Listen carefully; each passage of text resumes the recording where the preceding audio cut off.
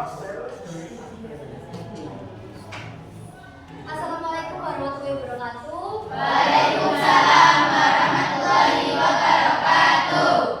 Selamat pagi semuanya. Pagi. Apakah sehat semuanya atau ada yang sakit? Ini yang tidak masuk siapa? Amin. Sakit. Oke, semoga yang sakit segera diberikan kesembuhan terus bisa belajar lagi di sini ya. Sebelumnya tolong ketua kelas dipandu untuk berdoa. Berdoa mulai. A'udzu billahi minasyaitonir rajim. Bismillahirrahmanirrahim. Alhamdulillahi rabbil alamin. Ar-Rahmanir Rahim. Maliki yaumiddin. Iyyaka na'budu wa iyyaka nasta'in. Ihdinas siratal mustaqim. Siratal ladzina an'amta 'alaihim ghairil maghdubi 'alaihim waladdallin. Amin. Raditu billahi rabba wa bil islami dina wa bi Muhammadin nabiyya wa rasula. Rabbi zidni ilma warzuqni fahma. Amin ya rabbal alamin. Oke, jadi kita membahas materi kali ini berpikir komputasional. Ada yang tahu berpikir komputasional itu apa? Yang tahu bisa angkat tangan. Ada yang tahu? Berpikir komputasional. Jadi berpikir komputasional itu adalah berpikir seperti komputer ya. Pada capaian pembelajaran kali ini ada tiga, diantaranya adalah memahami konsep berpikir komputasional. Jadi nanti kita akan memahami bersama apa itu berpikir komputasional, diantaranya ada dekomposisi, pola, abstraksi, dan algoritma. Terus yang kedua, menerapkan prinsip berpikir komputasional dalam memecahkan masalah nyata dalam kehidupan sehari-hari. Nanti akan ada tugas seperti di kehidupan sehari-hari yang menerapkan prinsip berpikir komputasional. Terus yang ketiga ada merancang model solusi sederhana berbasis algoritma untuk meningkatkan produktivitas. Jadi sebelum pembelajaran ada sedikit proses buat kalian. Kata-katanya, setiap baris kode yang kamu tulis adalah langkah kecil untuk menuju solusi yang besar di dunia. Jadi dirimu adalah bagian dari generasi yang berani menciptakan perubahan. Nah, coba kalian bayangkan, ini kan masih kecil-kecil ya. Terus untuk di tahun 2045 kan kalian akan menjadi generasi emas yang sesungguhnya. Bayangkan jika kalian itu membuat aplikasi cerdas. Kalau sekarang kalian kan sebagai pengguna aplikasi. Contohnya apa? Kalau yang sering menggunakan aplikasi apa? Terus BBT, terus apa? Cici itu gunanya untuk apa? Seperti Google. Jadi itu juga termasuk AI ya. Apalagi kalau yang laki-laki menggunakan apa? Menggunakan apa? FF. Nah itu kalau kalian belajar terus-menerus, nanti bakalan yang semula kalian cuma bermain game, kalian bisa menciptakan game. Ya, semua itu bisa kalian ciptakan dengan coding dan AI. Jadi setiap baris kode yang kalian pelajari hari ini adalah investasi masa depan kalian. Selanjutnya untuk tujuan pembelajarannya, yang pertama nanti kalian harus bisa menjelaskan konsep berpikir komputasional itu apa. Di sini mungkin ada yang sudah punya bayangan berpikir komputasional tadi apa? Nah, mungkin kalian secara dasarnya sudah tahu ya. Terus untuk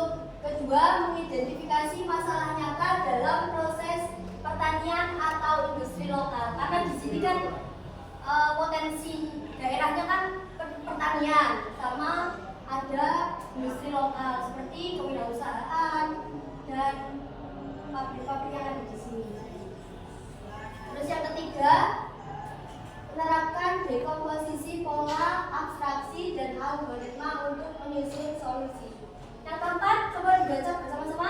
Menyusun proyek pola, algoritma, sederhana, efisiensi. Nah, nanti proyeknya kalian akan membuat proyek berupa algoritma sederhana. Jadi kalian akan mengerjakan tugas untuk algoritma sederhana. Nah ini, apakah kalian tahu tentang coding dan kecerdasan artifisial? Ada yang sudah tahu? Kalau di bayangan kalian coding itu apa? Coding apa? Coding itu adalah sebuah pola buat memprogram. Nah, untuk kecerdasan artifisial sendiri, ya tahu? Kalau kecerdasan artifisial itu adalah kecerdasan buatan. AI itu nama lain dari kecerdasan artifisial. Selama ini kalian kan sudah membuat sudah menggunakan AI ya? Ya. Contohnya apa? Apa? Enggak ini apa itu enggak AI. ChatGPT itu termasuk AI. Terus ada lagi Cici. Terus ada lagi Mini. Ada yang pernah buat Mini? Nah, oke, berarti kurang lebih kalian sudah mengetahuinya. Apa itu computational thinking? Jadi tadi yang berpikir sesuai komputer. Nah, ini salah satunya. Kalau kalian mau berangkat ke sekolah, itu ada sarapan, bangun tidur, mandi, memakai sepatu, sampai di sekolah ganti baju berangkat ke sekolah. Apakah itu sudah sesuai? Belum. Yang sesuai siapa coba angkat tangan? Ayo Kevin maju depan. Yang sesuai apa ini? Coba yang pertama dulu. Yang pertama bangun tidur, terus kedua mandi, ketiga sarapan, ganti baju, keluar dari sepatu, berangkat ke sekolah, sampai di sekolah. Berarti ini Kelvin sarapan dulu baru ganti baju. Pertama dulu buat Kelvin. Apakah ada yang lain? Ada yang lain? Mungkin ada yang lebih masuk akal lagi? Ayo, maju depan. Hati kamu. Siapa yang bayar baju? Yang sesuai dengan keseharian kalian gunain ayo. Ini kalau sesuai dengan Irba, coba. Yang pertama apa? Bangun tidur, kedua mandi, ketiga ganti baju, sarapan, pakai sepatu, berangkat ke sekolah, sampai di sekolah. Mungkin sama kayak Kevin atau Irba teman-teman. Oke, itu pertama buat Irba. Jadi nanti itu kalian diajak untuk berpikir logis ya, terus juga terstruktur, tersusun. Jadi mulai dari bangun tidur, mandi, ganti baju, sarapan, memakai sepatu, ke sekolah sampai ke sekolah. Itu ada urutannya. Nah, coba kalau kalian habis mandi terus tiba-tiba langsung berangkat ke sekolah, gak pakai ganti baju gimana? Biar ya nanti bakalan itu rusak semuanya. Nah, selanjutnya untuk kita menuju ke materi selanjutnya, kita coba bikin dulu biar gak tegang. Ayo, berdiri semuanya. Nanti berdiri terus ikuti SBG-nya di depan ini ya. Bertepuk tangan, katutup sambil tertawa. Gitu ya. Nanti kalau pas di sambil teriak berarti nah itu ya. Ayo, coba ikuti bersama-sama ya. 1, 2, 3. Buka tutup, bertepuk tangan.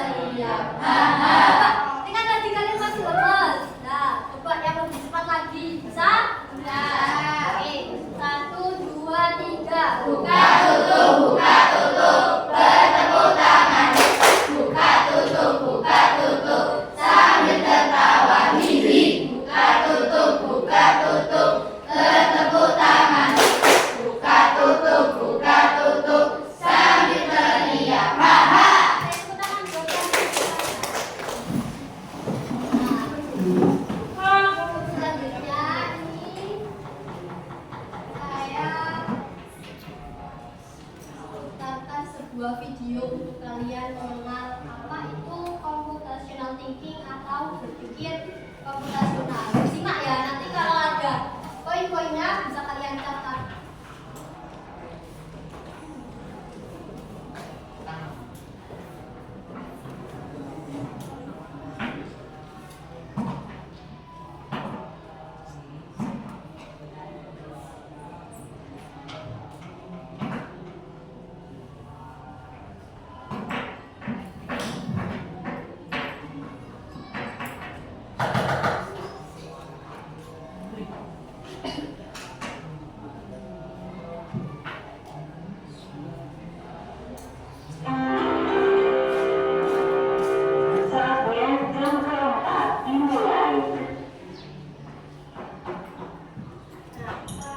Pengenalan computational thinking.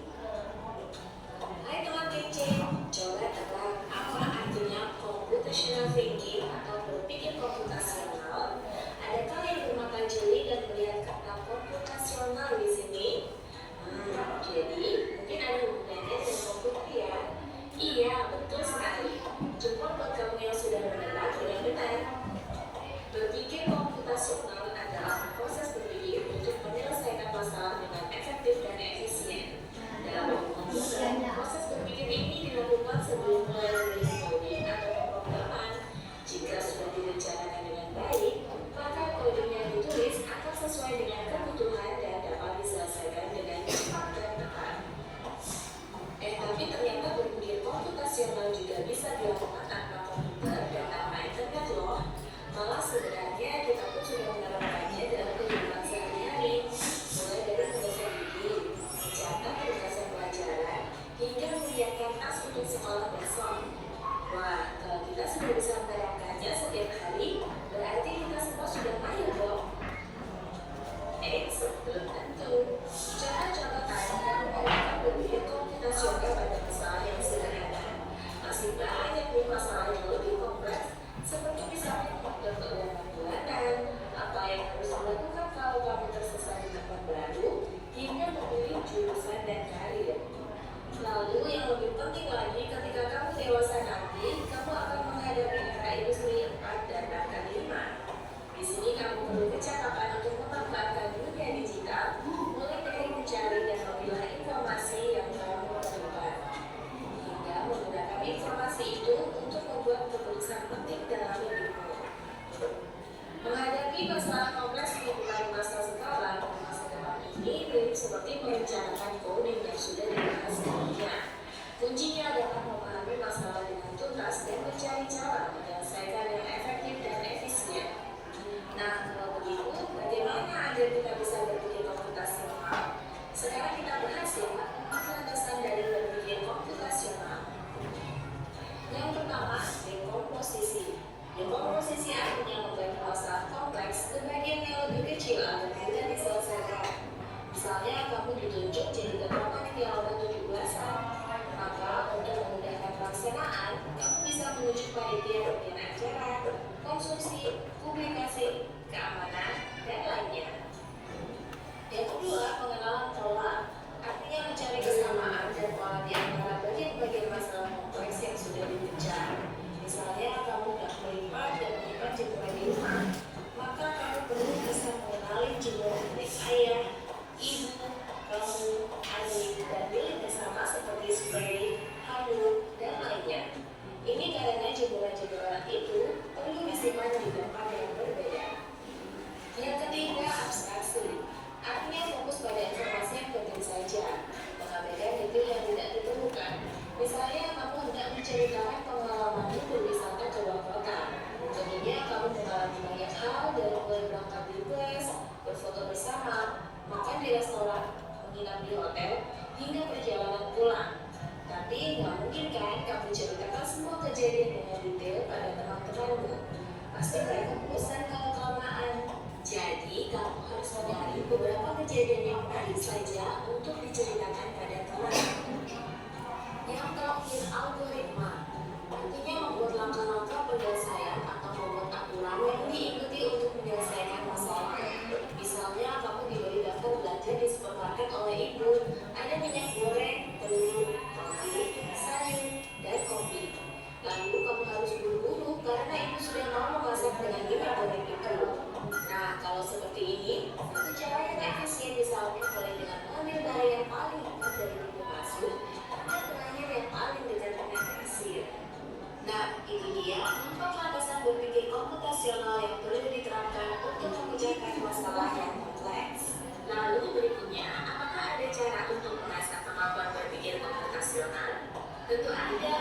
Selain bisa coba kamu terapkan ke masalah sehari-harimu, kamu bisa juga latihan soal untuk mengasahnya. Misalnya, gurumu akan memberikan soal-soal computational thinking di mata pelajaran matematika, bahasa Indonesia, dan IPAS dalam kurikulum mereka. Selain itu, kamu bisa ikut tantangan bebas Indonesia juga. Yuk coba simak satu contoh soal computational thinking.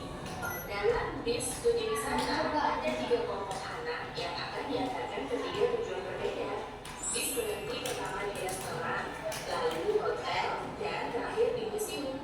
Hanya ada satu tempat penyimpanan koper di samping bis, yang hanya bisa dibuka dari satu pintu. Sopir bis ingin mengatur koper-koper penumpang hingga mudah dikeluarkan. Bantu supir bis menentukan urutan memasukkan koper-koper itu ke dalam tempat penyimpanan. Pertanyaan, koper kelompok anak yang mana yang dimasukkan terakhir? A. Anak yang ingin pergi ke museum. B. Anak yang ingin pergi ke restoran. C. Anak yang ingin pergi ke hotel. Atau D. Yang mana pun boleh. Kalau menurut kalian ini yang mana dulu? Anak yang ingin pergi ke museum. Kenapa kalau ingin pergi ke museum ditaruh di akhir? Karena museum. Soal ini diadaptasi dari challenge.bebas.org. Kalau kamu tahu, coba ya dijawab di kolom komentar. Kejar cita, kejar ilmu, raih cita.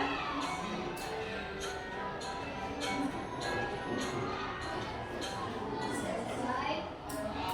Jadi tadi jawabannya yang A.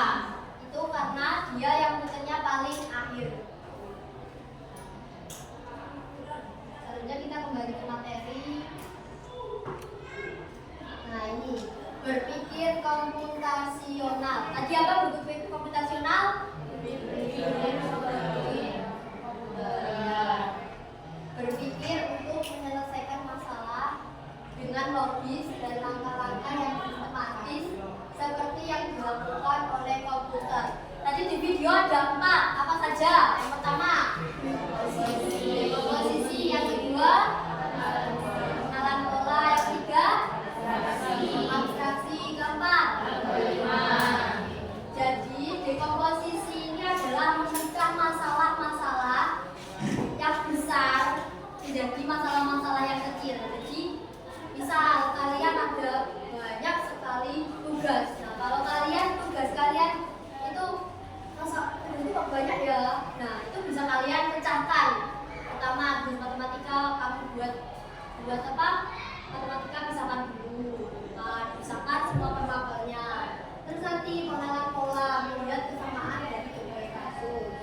Terus ada abstraksi, fokus pada hal yang penting. Kalau misal ada yang ini belum jadwalnya besok, berarti jangan dulu dikerjakan. Kayak mengerjakan yang penting dulu. Terus algoritma, susun langkah-langkah dan solusi yang jelas. Berarti dibuat jadwal. Kamu mau mengerjakan yang mana dulu, yang cepat dulu, atau matematika dulu, ya.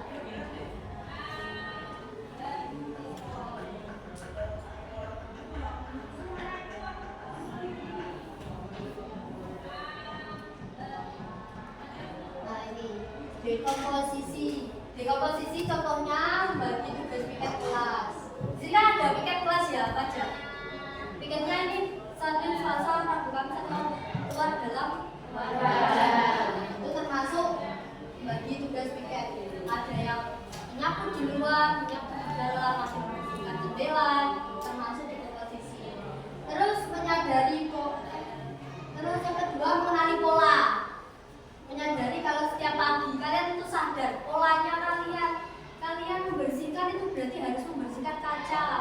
Yang jadwalnya menyapu juga kalian harus mengenali polamu berarti bagian nyapu dalam gitu ya.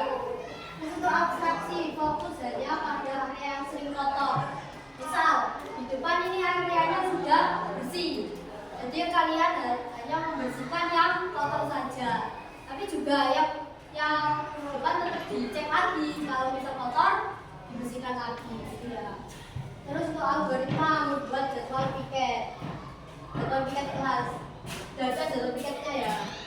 Itu termasuk algoritma.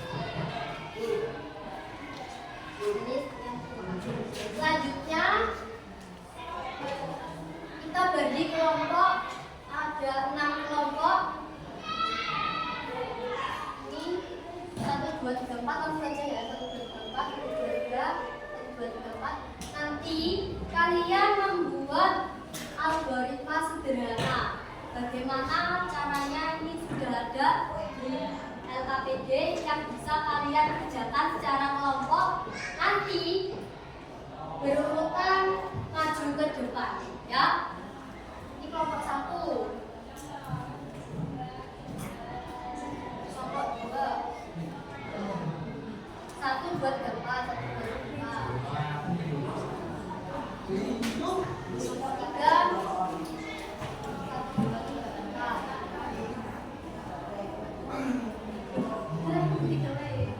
Ini nanti sama ini.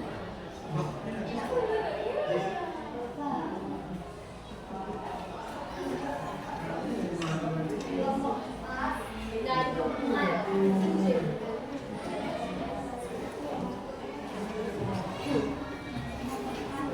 Terus ini kelompok 6. B 1, 2, 3, 4, 5, 6. Ingat-ingat kelompoknya, ya. Silakan dikerjakan secara kelompok, bisa ada berdepan. Kalian bisa langsung gabung. Geser aja. Kursi pakai kursi yang dulu.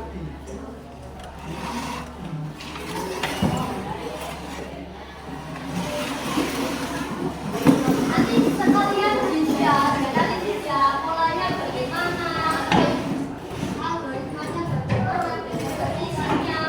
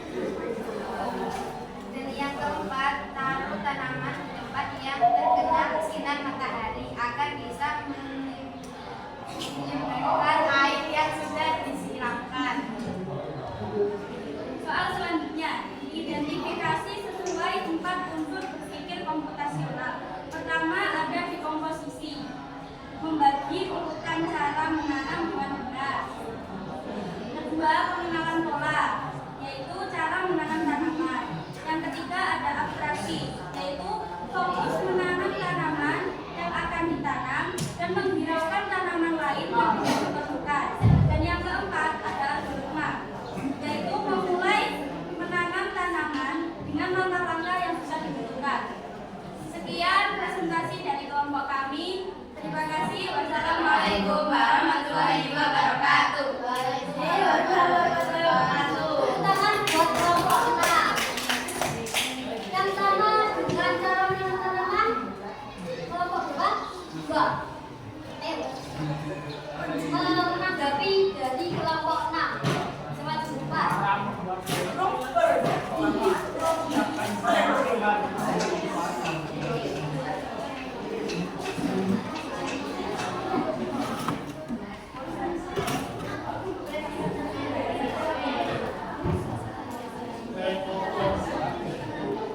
Selanjutnya persiapan ya.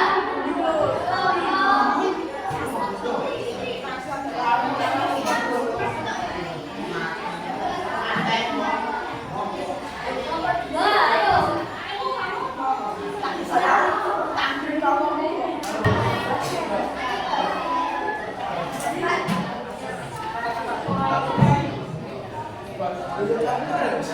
Selanjutnya bisa dilihat ya. Halo.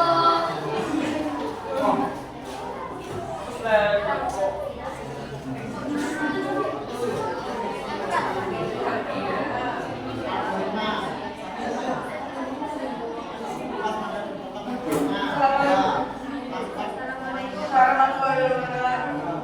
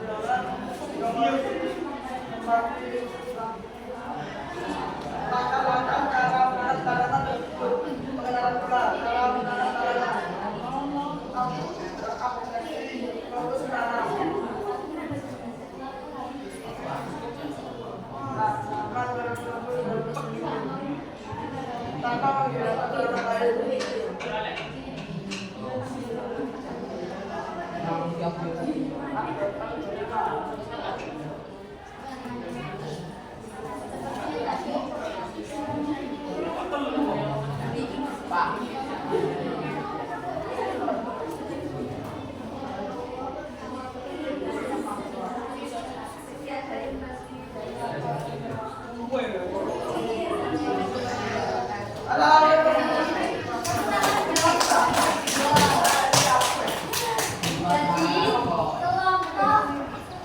6 dan kelompok 2 ini adalah presentasi mengenai cara menanam tanaman. Nah, tentang bagaimana caranya dibagi antara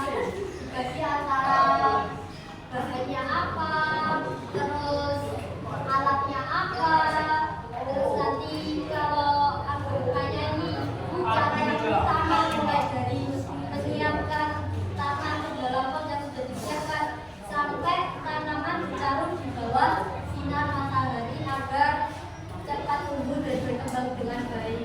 Nah, ini abstraksinya. Kalau menanam tanaman berarti tidak perlu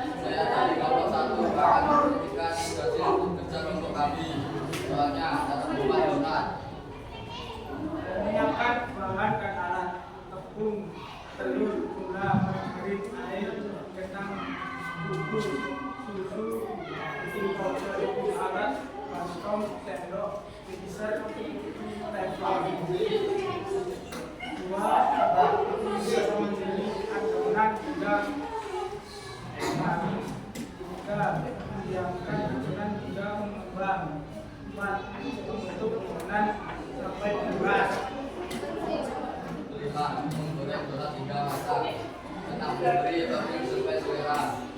4. Unsur berpikir komputasional. Berkompetisi mengetahui barang dan bahan yang digunakan. Pengembangan pola bagaimana cara pembuatan donat. Abstraksi fokus pada bahan-bahan yang akan dibuat. Algoritma menyusun langkah-langkah pembuatan donat. Sekian dari kelompok kami. Wassalamualaikum warahmatullahi wabarakatuh. Tepuk tangan untuk kelompok saya. Dari yang membuat donat apakah ada tanggapan? Sama semuanya. Perbedaannya apa?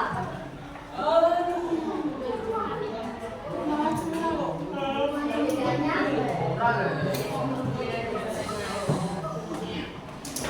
Jadi itu perbedaan antara kelompok 1 dan kelompok 5 yang sama-sama membuat donat.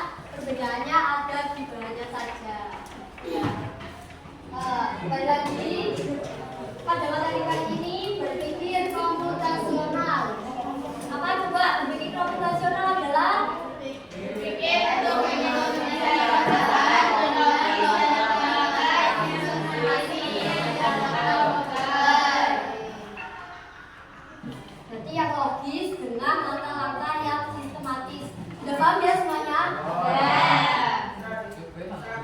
Mungkin dari sini sudah selesai, kalian sudah bisa belajar untuk memecahkan masalah sederhana seperti membuat donat, membuat jus mangga, dan cara menanam tanaman. Berarti untuk menjelaskan konsep dasar sudah bisa, identifikasi masalah sudah bisa ya. Tadi masalahnya identifikasi masalah sudah bisa. Terus menerapkan dekomposisi, pola, abstraksi, dan algoritma, dan menyusun solusinya sudah bisa semuanya. Oke, terus kalian juga menyajikan proyek berupa algoritma sederhana lewat LKPD.